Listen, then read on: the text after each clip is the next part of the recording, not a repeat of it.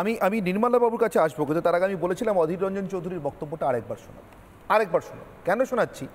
আমি বলেছিলাম খাড়গে সাহেবের কান মলার জন্য, কিন্তু আরও কিছু নিহিত কারণ আছে যার সবটা সামনে আসেনি, নির্মলাবাবু সামনে আনবেন পুরোটা। তার আগে আরেকবার শুনুন অধীর রঞ্জন চৌধুরী মমতা বন্দ্যোপাধ্যায়ের পাশে ঠিক কীভাবে এসে দাঁড়িয়েছেন, কী ভাষায় এসে দাঁড়িয়েছেন কার্তিক মহারাজের বিরুদ্ধে। শুনুন। যার কথা বলছে সে এখানটায় সেইভাবেই পরিচিত, তার পরিচিতি নিয়ে এখানে বহু মানুষের কোশ্চেন আছে।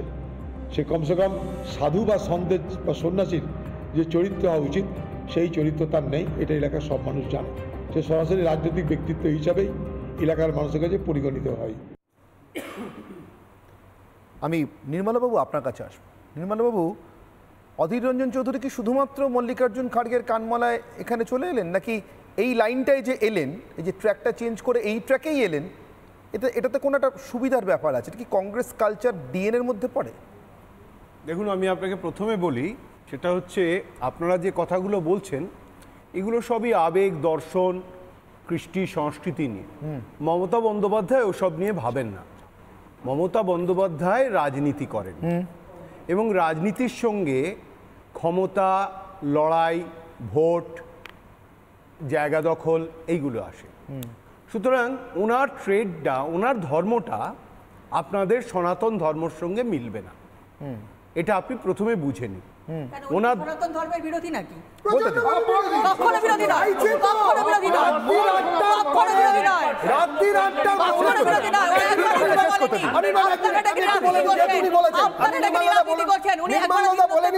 আমি একটা বলতে দাও, মমতা ব্যানার্জির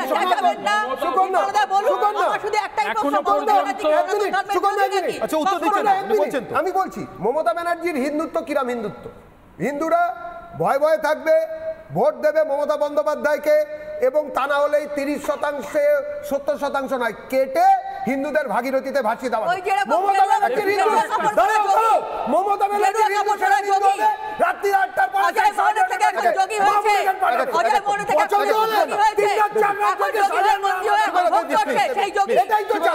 এটাই তো মমতা নির্মলাবাবু, আপনি বলছেন আলাদা, কেন আলাদা বলছেন একটু বলুন। যেহেতু সুকন্যা আমাকে থামালেন, আমি বেশি কিছু, অনেক কিছু বলার ছিল। না বলুন, আপনি কন্টিনিউ করুন, বলছি সময় আছে, বলুন। সনাতন ধর্মটা যদি আপনি ডিফাইন করতে পারেন, আমি এখান থেকে উঠে চলে যাব। আপনি করুন না, আপনি তো বলছেন মমতা ব্যানার্জি সনাতন করার চেষ্টা করছেন না। আমি তো বললাম না, প্লিজ বললেন না, কখনোই না। আমি করলাম কি? আমি করলাম কি? আমি কি করলাম? আমি মূর্খের মতো কথা বলছেন। আপনি একেবারে মূর্খের মতো কথা বলছেন। ধৈর্য ধরে শুনুন, যাকে ডিফাইন করা যায় না তার বিরোধিতা করা যায় না। ডেফিনিশন আপনি কেন, বহু মানুষ দিতে পারবে না। সনাতন ধর্ম আবার উনি দেওয়ার চেষ্টা করছেন না। জুম করে কথাটা বললেন, মমতা বন্দ্যোপাধ্যায় কি সনাতন ধর্ম বিরোধী? সেটাই তো, আমি কি সেটা বলেছি? আমি কি সেটা বলেছি? আমি কি সেটা বলেছি? অহেতুক তর্ক করবেন না। সনাতন ধর্ম, আপনি সনাতন ধর্ম বোঝেন না। সনাতন ধর্ম আপনি বলেন না। আমি আবার আপনাকে বলছি, সনাতন আমি শুধু আপনাকে এইটুকুতেই বলেছি যে মমতা বন্দ্যোপাধ্যায়ের ধর্মের সঙ্গে সনাতন ধর্ম মেলে না।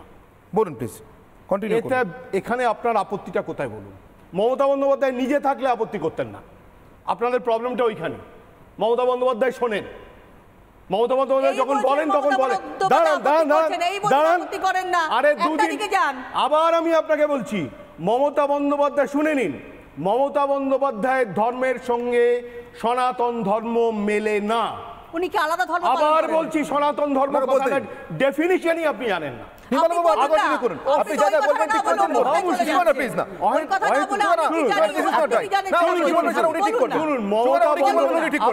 এবার আপনি অহেতুক মমতা বন্দ্যোপাধ্যায়কে সমর্থন করতে গিয়ে ওর ক্ষতি করছেন আপনি। একটু চুপ করুন, একটু চুপ করুন, একটু চুপ করুন, একটু চুপ করুন, একটু চুপ করুন, দয়া করে এতটা ক্ষতি করবেন না, ঠিক আছে? অনেক ক্ষতি করেছেন, আচ্ছা ছেড়ে দিন, ছেড়ে দিন। মমতা বন্দ্যোপাধ্যায়ের যে বৈপরীত্য আমি দেখেছি, আজকে ধরুন কার্তিক মহারাজের কথাও যদি বলছেন, মমতা বন্দ্যোপাধ্যায়ের কথাও বলছেন, ভারতবর্ষের সবথেকে বড় যে বেদটা আছে সে বেদটার নাম হলো সংবিধান। আজকে যদি কার্তিক মহারাজ কোনো কথা বলে থাকেন যে কথাটা কোনো সাধুর মুখ দিয়ে উচ্চারিত হওয়া উচিত নয়, আমি বলবো মমতা বন্দ্যোপাধ্যায়ের উচিত ছিল তাকে অ্যাটাক না করে সংবিধানটা তুলে কথা বলা যে আপনি ধর্মনিরপেক্ষ একটা রাষ্ট্রে আছেন। কিন্তু যেটা দাঁড়ায়, মমতা বন্দ্যোপাধ্যায়কে কেউ যদি হিন্দু বিরোধী বলে মমতা বন্দ্যোপাধ্যায় খুশি হন, মমতা বন্দ্যোপাধ্যায়কে যদি কেউ মুসলমান তোষণকারী বলেন উনি চুপ করে থাকেন। সেটা আপনারা বলেন নাকি হিন্দু বিরোধী বলছেন? আপনি আমাকে কথাটা শেষ করতে দিন। মমতা বন্দ্যোপাধ্যায় কি হিন্দু শুনুন, বিরোধী? মমতা বন্দ্যোপাধ্যায় যেরকম দুর্গাপুজো করেন, বাড়িতে কালী পুজো করেন, ঠিক আছে, একই সঙ্গে মমতা বন্দ্যোপাধ্যায় যখন মসজিদে ঢোকেন তখন হ্যাঁ পড়েন, করেন। এবার প্রশ্নটা হচ্ছে অসুবিধাটা কোথায়? আরে আপনি কথাটা শুনুন, মমতা বন্দ্যোপাধ্যায় মমতা সমানে করে যাচ্ছেন, কিছু না বুঝেই করে যাচ্ছেন, শুনুন না কথাটা। আপনি কন্টিনিউ করুন প্লিজ, আপনি কন্টিনিউ করুন প্লিজ। আপনি ডিস্ট্রাক্টেড হবেন না। মমতা বন্দ্যোপাধ্যায় থাকলে আপনাকে নেমে যেতে বলতেন। আমি ঠিক এটুকু কথা বলেছেন। আপনি বলুন, আরে আমরা থাকলে আপনাকে থামুন, বলতে পারি, থামুন, আপনি থামুন, এখন থামুন, রামে সুগানা, এসেছেন please, নাকি সুগানা, দাদা? please। এখন রামে মুশকিলটা এসেছেন নাকি হচ্ছে বাম থেকে? মুশকিলটা হচ্ছে মমতা বন্দ্যোপাধ্যায়ের এই যে বৈপরীত্যটা, সংবিধানটা ব্যবহার না করাটা, এটা একটা অস্বাস্থ্যকর জায়গায় চলে যায়। যদি এটা নরেন্দ্র মোদীও করেন সেটা একটা অস্বাস্থ্যকর জায়গায় চলে যাবে।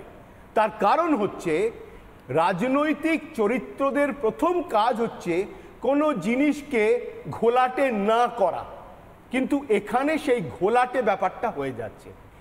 ভারতবর্ষে ধর্মনিরপেক্ষতার একটা সংবিধান রয়েছে, কিন্তু আমরা আলোচনা করছি হিন্দু মুসলমানের লড়াই নিয়ে, কে কার গলা কেটেছে, কে কার পা কেটেছে, এইগুলো। এটা খুব স্বাস্থ্যকর আলোচনা নয়। মমতা বন্দ্যোপাধ্যায় যে কথাগুলো বলেছেন যদি ফলো করেন দেখবেন কথার মধ্যে অনেক ফাঁক আছে। সব সাধু সাধু নয়, যেমন সব আমি সবাই নয়, এই কথাগুলো হচ্ছে রাজনৈতিক কথা। এখন সবাই সেই রাজনীতিটা কি?